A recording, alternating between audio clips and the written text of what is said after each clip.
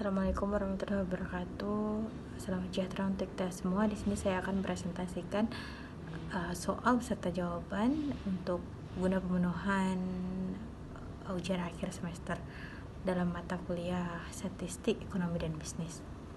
Untuk soal dan jawaban dari ujian akhir semester ini, saya mengambil referensi dari materi sesi 11. Materi yang saya ambil merupakan deret, berkala, dan peramalan. Untuk pengertiannya sendiri, deret berkala merupakan data yang dikumpulkan secara berurutan berdasarkan waktu, harian, bulanan, ataupun tahunan. Dan deret berkala juga memiliki beberapa komponen, yaitu tren, musiman silus, dan acak. Dengan contoh, satu penjualan produk dari 2020 sampai 2025, lalu jumlah pelanggan per bulan, dan nilai tukar uang dalam seminggu. Untuk pengertian peramalan merupakan proses memperkirakan nilai masa depan berdasarkan pola dari data masa lalu. Peramalan memiliki tujuan untuk membantu perencanaan strategi bisnis, menentukan jumlah produksi stok beserta anggaran, serta merespon permintaan pasar. Baik, kita langsung masuk ke soalnya. Seorang pemilik butik akan meramalkan penjualan sling bag-nya untuk tahun yang akan datang, dan data yang ada dari tahun 2022 sampai 2026 untuk data ganjilnya, dan dari tahun 2021 sampai ke 2026 untuk data genapnya. Pertanyaannya, tentukan persamaan trennya menurut metode kuadrat terkecil dan proyeksikan jumlah penjualan pada tahun 2027 dan 2028. Di sini kita bisa lihat tabelnya untuk tabel tahun ganjil, data ganjilnya, dan untuk data genapnya. Sebelum mengerjakan soalnya, kita harus mengetahui dahulu tentang konsep dasar metode kuadrat terkecil ini, yaitu metode kuadrat terkecil itu merupakan cara untuk menyusun persamaan garis line linear dalam bentuk Y sama dengan A tambah BX. Untuk Y sama dengan penjualan, X sama dengan variabel waktu, A sama dengan konstanta, lalu B sama dengan koefisien tren atau kemiringan garis. Dengan rumus untuk mencari konstanta, A sama dengan sigma Y dibagi N. Untuk mencari B atau koefisien tren sama dengan sigma XY dibagi sigma X kuadrat. Baik, langkah pertama kita akan mengolah data ganjilnya terlebih dahulu. Di sini di tabel bisa terlihat dari tahun 2022 sampai 2026 dengan nilai penjualan di tahun 2022 merupakan 120 dan seterusnya. Lalu untuk X-nya di tahun 2022 ada min 2. Jadi untuk nilai X sendiri merupakan kode waktu atau tahun yang dibuat untuk menghitung tren dengan metode kuadrat terkecil. Karena di sini terdapat 5 tahun, jadi tahun yang berada tepat di tengah itu merupakan tahun 2024. Jadi dari tahun 2024-nya nilai X-nya merupakan kosong. Lalu untuk X kuadratnya di tabel X kuadrat hasilnya didapat dari mana? Dari X dikuadratkan. Contoh di tahun 2022 min 2 dikuadratkan menjadi 4, min 1 menjadi 1, dan seterusnya. Lalu untuk SY-nya penjualan dikalikan X, dari 120 dikalikan min 2 menjadi min 240, lalu seterusnya. Lalu dari situ kita dapatkan jumlah dari sigma Y sama dengan 810, sigma X sama dengan kosong, sigma X2 sama dengan 10, dan sigma X-nya sama dengan kosong. Dari sini kita bisa mencari nilai A dan B-nya. Karena di sini nilai sigma X-nya sama dengan kosong, maka seperti yang saya jelaskan pada slide sebelumnya, rumusnya merupakan A sama dengan sigma Y dibagi N atau jumlah tahunnya.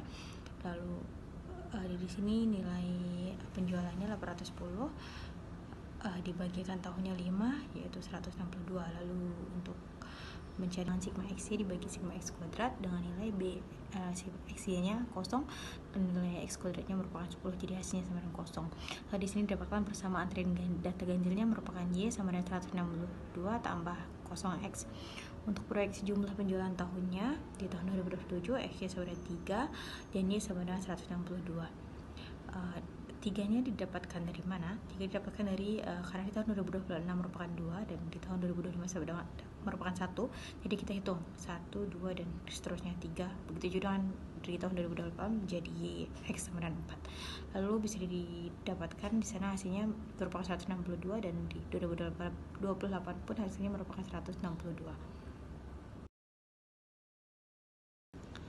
Baik, lalu kita akan lanjut ke mengolah data genapnya. Sebenarnya sama saja dengan data ganjil, yang membedakan hanyalah jumlah tahunnya.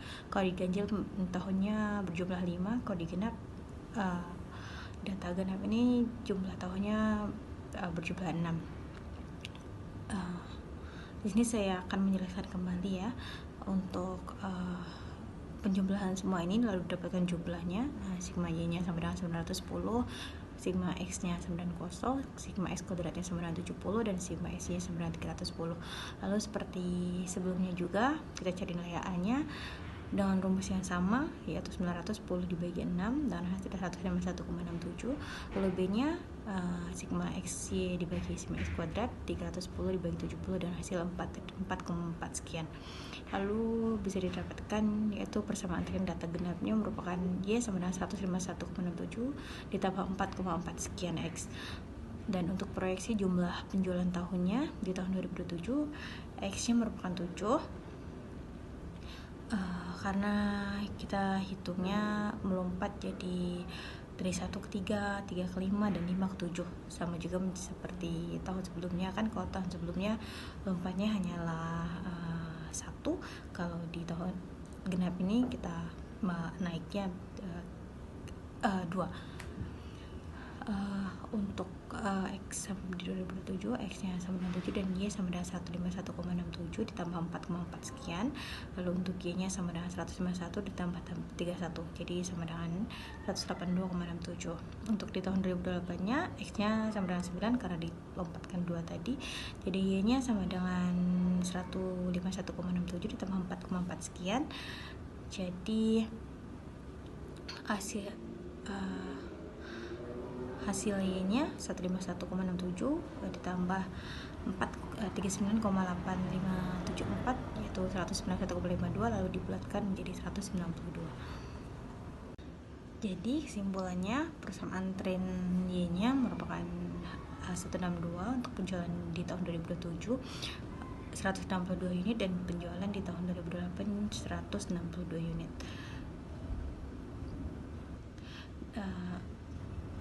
Data pada tahun 2021 sampai 2006 menghasilkan tren meningkat dengan perkiraan 153 unit pada tahun 2027 dan 192 unit pada tahun 2028. Itu saja yang dapat saya sampaikan dan saya jabarkan dalam presentasi ini.